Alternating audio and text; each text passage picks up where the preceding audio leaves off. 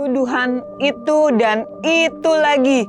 Yes, PDI Perjuangan dituduh dalang kerusuhan yang terjadi beberapa hari kemarin. Kocak dan juga ironis.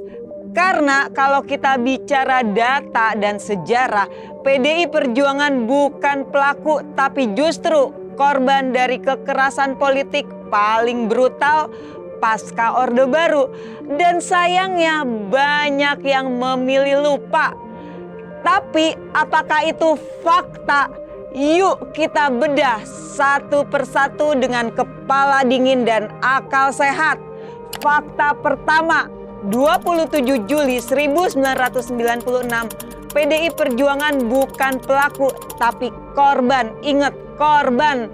Banyak yang lupa atau sengaja melupakan. 27 Juli 1996, kantor DPP PDI Perjuangan di Jalan Ponegoro diserbu bukan oleh rakyat, bukan oleh kader, tapi oleh kekuatan terorganisir yang ingin menggulingkan kepemimpinan Ibu Megawati Soekarno Putri pada saat itu. Kenapa diserbu? Karena menolak tunduk pada kekuasaan. Karena Ibu Megawati dipilih secara sah dalam Kongres Partai, tapi ada usaha menggulingkannya lewat sebuah rekayasa. Hasilnya puluhan orang tewas, kantor partai dibakar, aktivis diculik. Ya, mereka adalah rakyat yang mempertahankan demokrasi.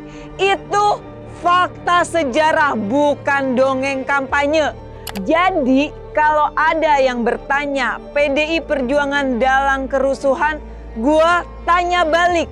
Apakah mereka buta sejarah atau pura-pura lupa siapa yang dulu dianiaya? Fakta kedua, rekam jejak politik jalan konstitusi, bukan jalan kekerasan. Coba lihat track record PDI Perjuangan. Kalah di 2004, diam, terima. Tidak ada mobil dibakar tuh. Kalah pilpres, gugat ke MK, jalur hukum ditempuh. Ketika berbeda sikap dengan pemerintah, PDI Perjuangan menyuarakannya di parlemen, bukan kerusuhan. Ketika tidak puas dengan hasil pemilu, PDI Perjuangan pun menempuh jalur hukum, bukan jalanan.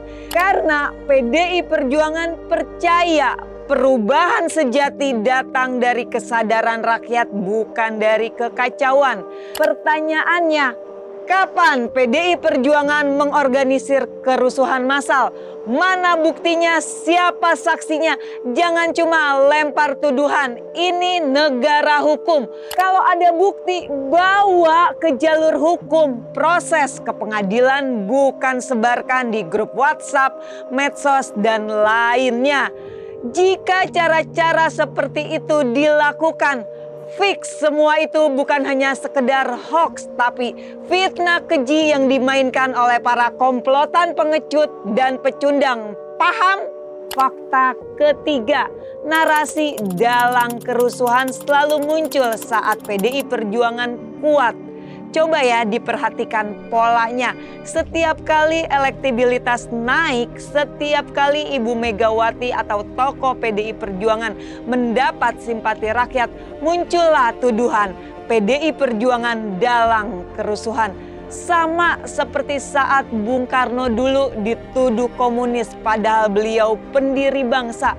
Narasi busuk ini selalu diulang karena mereka tahu fitnah adalah senjata paling murah dalam politik kotor. Dan tuduhan ini selalu muncul terutama menjelang pemilu. Kenapa?